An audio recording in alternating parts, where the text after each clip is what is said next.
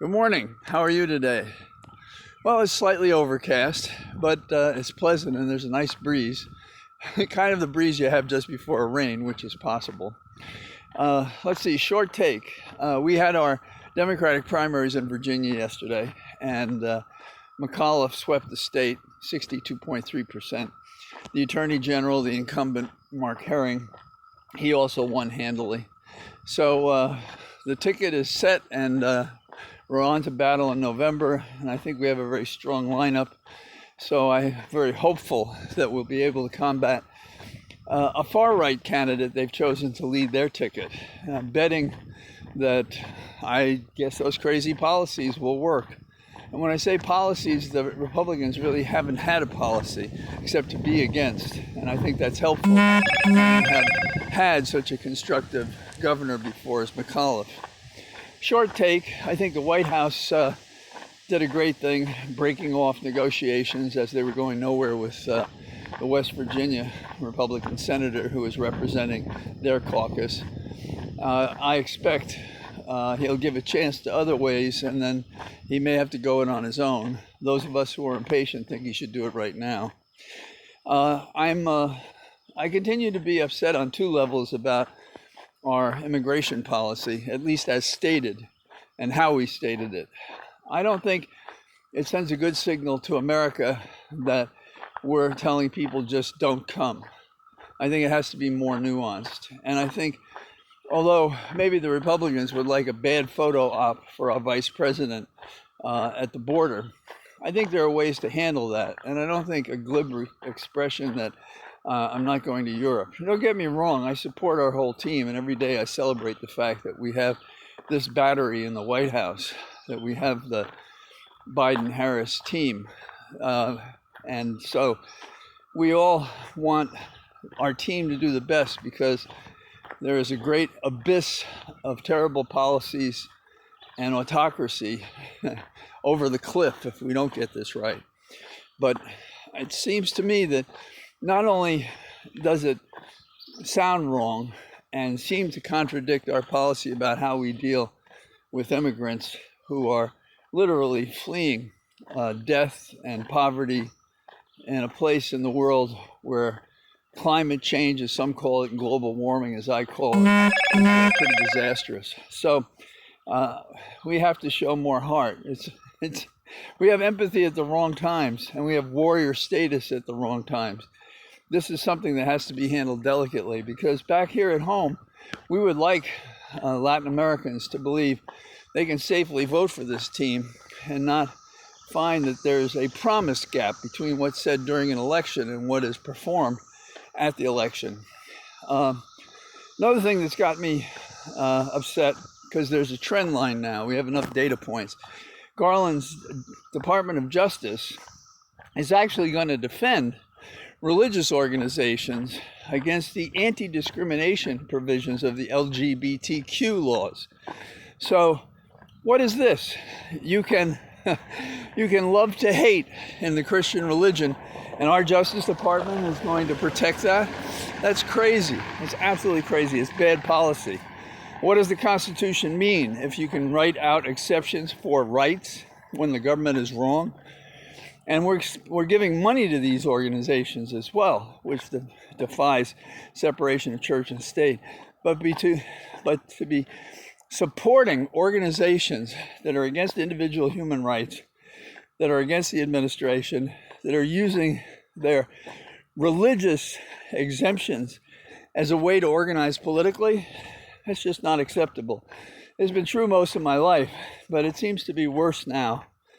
And it's worse because the policies are so venal and discriminatory. And here in Loudoun County, a judge within the last day has said an elementary teacher, grammar school, can be prejudiced against transgender children. You know, America, for every step it goes forward, it seems it takes a step backward.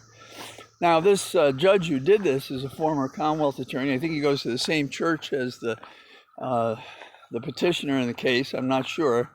It's a Bible-thumping church that has been discriminatory against people of gender. transgender and who are, LGBTQ. And that's not the only issue that they have. So what else? Biden was on the right track, and I'm not saying he's off that track, when he said to America, the wealthy are not paying their fair share of the taxes. True, no question about it. And when he said that he would not tax anybody who earned less than $400,000, he gave reassurance to people.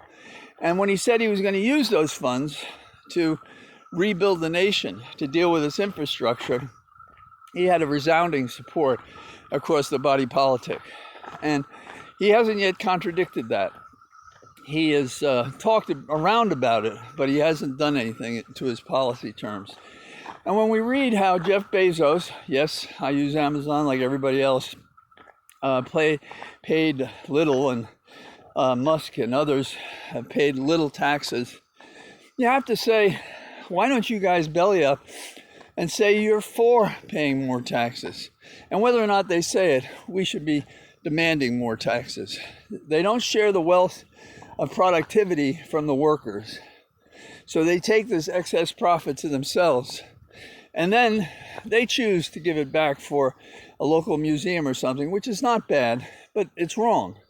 It's wrong in this sense. They're not paying their fair share of the taxes, loopholes created so they don't have to pay their fair share of the taxes. So I think those are kind of the things on my mind. There's one other that I've touched on before, and it's a revisit of the Justice Department. And it appears that Garland has an investigation going of what happened on January the 6th. But it's an island. It is only looking at those people who were the rioters. It doesn't appear to be looking at the people in the House or the Senate or the White House or the people outside or, people like Roger Stone, who was, heel and toe next to the Oath Keepers during the day of the insurrection. And this mirrors what the Republicans did, what Trump's administration did, when we thought that Mueller was free to investigate Trump and his family and his finances, but we find out after the fact never was going to happen.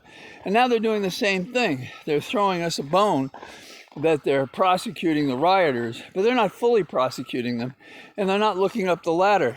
Somebody made that decision. Somebody made that decision, and it's wrong.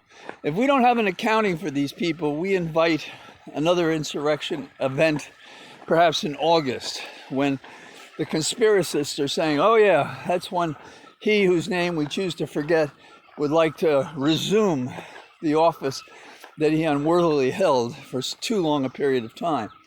So I think that's a real problem, and I think we have to start shouting about it. We have to force our own administration not to be looking like Barr light, but to be looking like Sally Yates heavy, or Becerra heavy, or the kinds of people like Schiff who would run a tough department.